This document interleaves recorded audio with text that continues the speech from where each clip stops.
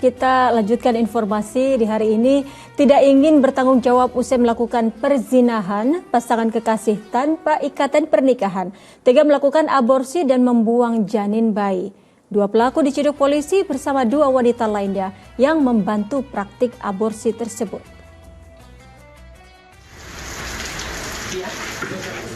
Tim gabungan Resmo Polda Gorontalo dan Polres Bone Bolango melakukan penggerebekan di sebuah bangunan indekos di wilayah Limboto, Gorontalo. Dari penggerebekan itu, polisi menangkap pasangan kekasih tanpa ikatan pernikahan dan juga dua wanita lainnya. Keempat orang itu diduga terlibat praktik aborsi dan pembuangan janin bayi yang berusia 4 bulan di Desa Ulanta pada hari Sabtu 14 Mei 2022. Dibutuhkan dengan cara manual ya, artinya tanpa ada alat medis ataupun dibantu oleh perawat ataupun tenaga medis. Wanita yang mengandung bayi itu melakukan aborsi dengan meminum obat-obatan dan dibantu pasangan serta rekannya. Dari hasil penyelidikan, pasangan kekasih yang masih berstatus mahasiswa itu nekat melakukan aborsi karena malu hamil di luar pernikahan. Selain menangkap 4 orang pelaku, polisi juga mengamankan barang bukti cangkul dan pakaian, serta 1 unit sepeda motor yang digunakan untuk menuju lokasi pembuangan bayi. Keempat tersangka dijerat pasal 348 tentang aborsi dengan ancaman hukuman 10 tahun penjara. Afrianto Usman melaporkan dari Gorontalo. Astagfirullahaladzim, karena kesalahan orang tua yang tidak bertanggung jawab dengan tega menghilangkan janin yang ada dalam kandungan. Semoga pelaku bisa mempertanggungjawabkan perbuatannya di pihak berwajib, dan yang tak kalah menakutkan adalah pertanggungjawaban di akhirat kelak. Ustaz Erik, hukum menggugurkan kandungan dalam kacamata Islam seperti apa, Ustaz? Ini kita, kalau dalam konteks ini jelas ya, ini sesuatu yang diharamkan ya. Tapi kita juga harus melihat aborsi secara menyeluruh dulu ya. Jadi intinya kalau isqat alhamli atau ijhad gitu ya, yang namanya aborsi itu kita lihat dulu dari berbagai kepentingan. Ada aborsi yang kemudian sifatnya dia dikarenakan membahayakan ya, darurat, membahayakan baik si bayi ataupun orang tua ya, dalam kondisi-kondisi tertentu ya, ini diperbolehkan. Ya, kemudian ada aborsi yang kemudian dilakukan karena perkosaan. Nah, ini ada 2 pendapat. Ya, Yusuf Qaradawi berpendapat bahwa ini tidak boleh diaborsi walaupun hasil dari perkosaan begitu ya.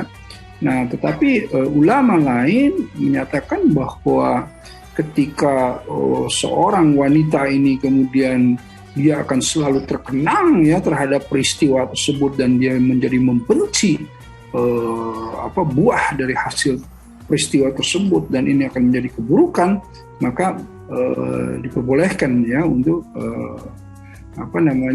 ijtihad ya untuk kemudian aborsi. Nah, ini ada 2 pendapat. Nah, tetapi ini pun masuk ke dalam bagaimana aborsi ini dilakukan sebelum 120 hari atau 3 atau 4 bulan ruh ditiupkan di janin ya. Jadi memang sebelum itu terbentuk atau ditiupkan ruhnya. Ini untuk perkosaan. Nah, kemudian ada aborsi yang dilakukan karena perzinahan gitu.